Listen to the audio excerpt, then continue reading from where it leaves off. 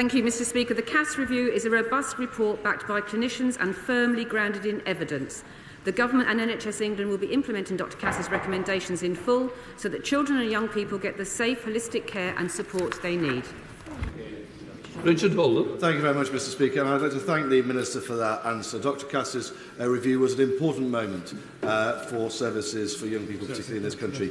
Will the Minister restate the Government's commitment to ensuring that all of the findings of the review are implemented, a review based on evidence ahead of ideology? And would the Minister also reject calls from various vested interest groups to pause implementation at the moment and press ahead as quickly as possible in order to protect vulnerable young people in our country? Mr Speaker, as I said in my original answer, the Government is absolutely committed to implementing all of Dr Cass's review, evidence-based review, absolutely in full.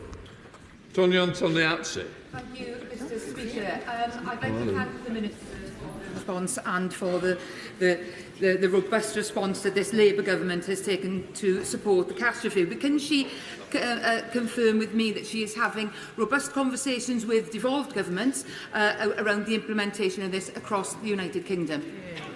Minister. I thank my honourable friend for her question. The Secretary of State has met with and discussed with leaders of all the devolved administrations our intention to work with them very closely across all issues that come under our sphere, and that would include the recommendations of CAS. Shadow Minister John Morrison.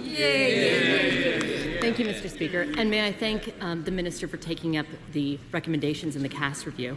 And children struggling with their gender identity deserve our protection and a holistic, understanding approach via our new NHS centres rather than irreversible medical and surgical intervention. So can the Minister confirm to this House that the BMA's original position that the CAS review contained unsubstantiated recommendations will not delay that protection being put in place for vulnerable children? Thank you. Minister. I can't reiterate any more strongly than I have that this Government is absolutely committed to implementing the CAS review evidence-based recommendations in full. Thank you. Thank you, Mr Speaker. We've had a number of commitments to the implementation of the CAS review from the Government.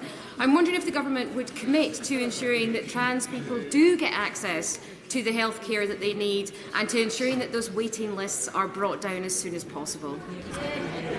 Minister.